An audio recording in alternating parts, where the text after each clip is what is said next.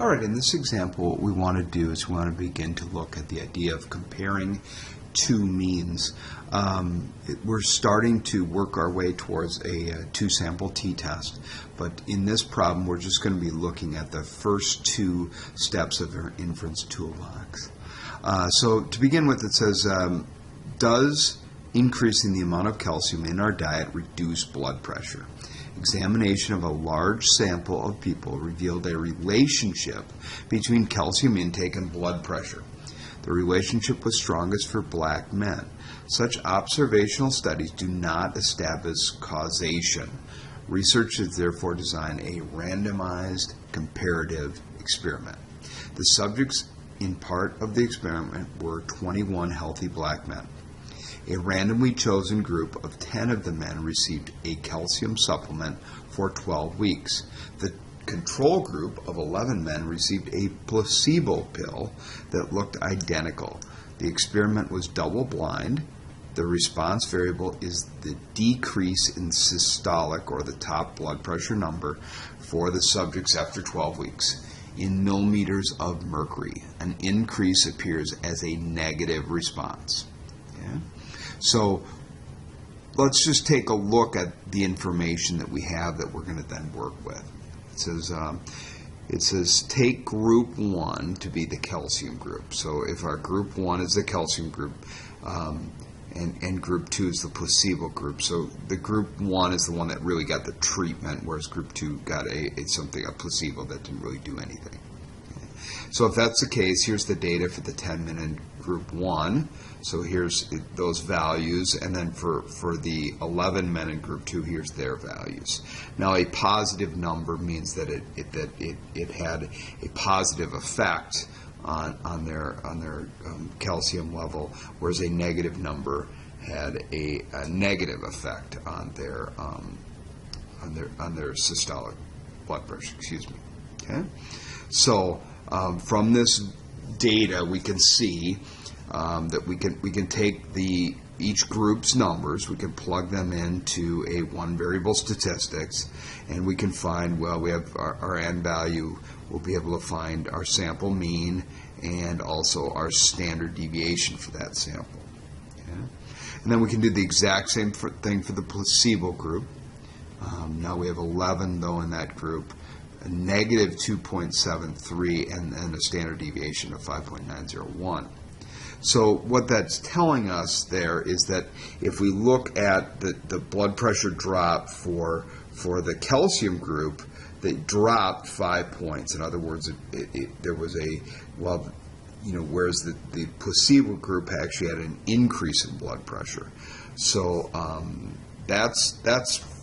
these values are coming from one variable statistics at this time.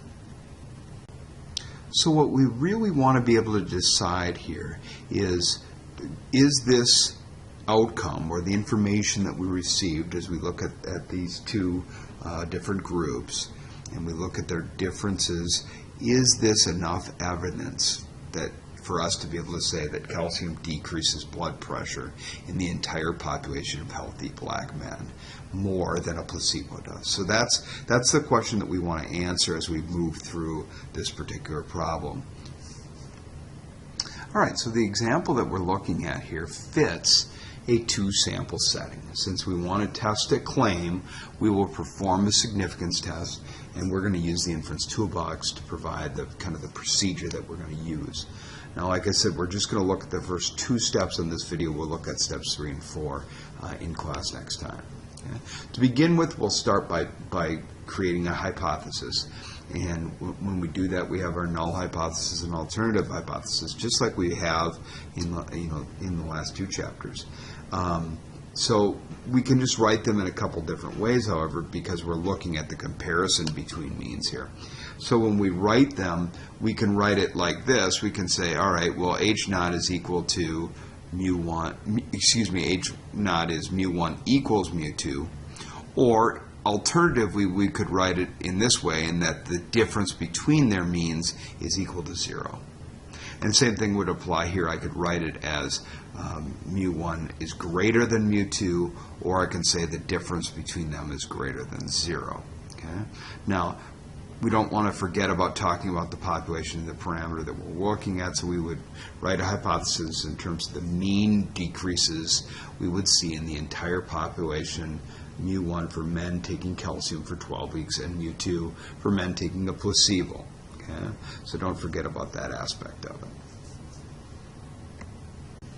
All right, at this point we do not know yet what procedure, what inference procedure we want to use, but let's just check the required conditions before we move on. So first of all, we're going to look at SRS. Well, SRS is a little bit of a problem. There's 21 subjects in this experiment. They were not obtained from a random selection from a larger population. So as a result, it may be difficult to generalize our findings to all healthy black men.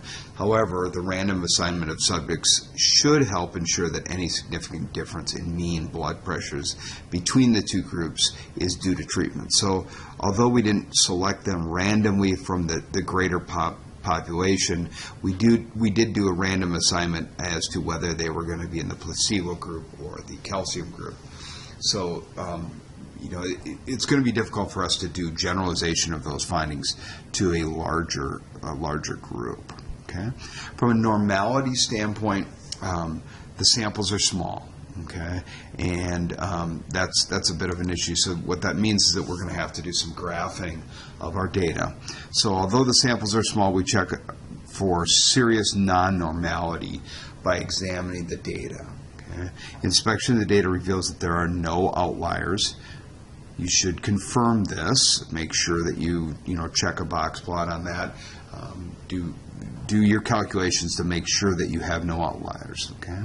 The normal probability plot below gives a more detailed picture. So if you look at our two different probability plots, here's the one on the left and the one on the right, one for the calcium group and one for the placebo group. The placebo response appears to be roughly normal, whereas the calcium group has some irregular distributions, which is not unusual when we have only a few observations. There are no outliers and no departures from normality that prevent us from using a T procedure. So normality is not in a great place, but we have enough that we can move on with that idea. Okay, so here's just a little bit more about those figures that we have there. Finally, we want to say something about independence here, and because of the randomization, we are willing to regard calcium and placebo groups as two independent samples. So we've randomized how they went into each group, therefore we're going to look at each of those groups as independent of each other. We are not sampling without replacement for a population of interest in this case. So we've now addressed those three main conditions that are going to come up when we look at doing inferences. So we're gonna continue with steps 3 and 4 of the inference toolbox in class, and continue with this example at that time. So for now, we'll stop with this one and look at it at a later time.